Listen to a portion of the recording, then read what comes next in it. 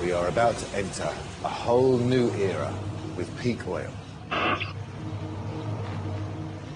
Petroleum geologists predict at some point between 2006 and 2010 we will pass the planetary peak oil spike, and from then on, with every year, there will be less and less net energy available to humankind, no matter what we do. And this is, I believe, an epoch of such enormity that to make any meaningful comparison at all, you've got to go back to the Mayans, to the Romans, and the collapse of the last complex civilizations. Because those civilizations, they didn't collapse just because people got bored of being Mayans and Romans. The high priest didn't come out onto the temple steps at Chichen Itza one solstice giving it, oh, this is bollocks, isn't it? What am I doing? Really? And the Roman Empire didn't end just because they got bored of being Romans. In the last days of Rome, you only about 30 people showing up at the Colosseum, and the gladiators' hearts weren't in it, and they're like... Even the lions are bored. Most of the gladiators ended up playing Gaylord tennis. But the scoring was fiendishly difficult because the hot Italian sun made perspiration inevitable, no matter the sang-froid of the individual dandy racketeer. Those civilizations collapsed because their strategies for energy capture became subject to the law of diminishing returns. Now, there's a brilliant book out in a minute about peak oil called The Party's Over. Oil, War, and the Fate of Industrial Societies, although I sometimes suspect that it's because my own life is so empty that I'm powerfully attracted to a book whose title is The Party's Over.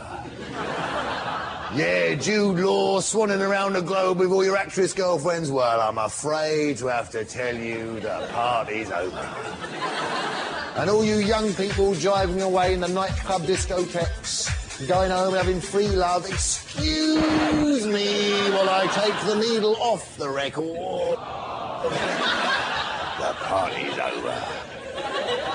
And Richard Heinberg, who wrote The Party's Over, his thesis is, look, the name we gave to the world that first coal and then oil made is industrial society. When we pass the peak oil spike and oil depletes rapidly, it is the collapse of industrial society.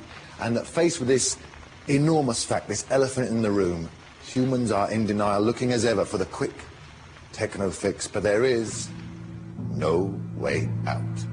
Not this time, but we are suckers, and we need to believe. Like the victims of every conflict ever played, we need to believe, but there is no way out. Well, we run out of oil, we go to the hydrogen economy, but there are no hydrogen reservoirs. Beneath the Thames Valley, you make hydrogen fuel cells from fossil fuel cells. You can use hydrogen fuel cells to store wave and wind. It's not useless, but it's not an energy source, it's an energy carrier. No way out. Well, we run out of oil, we go to the nuclear option. Well, apart from everything else is the small matter.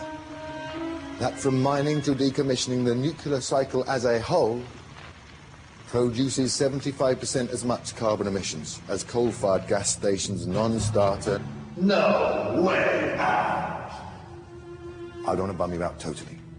There are some hopeful technologies, credit where it's due. I mean, not enough people are investing in these technologies, but okay, they're there.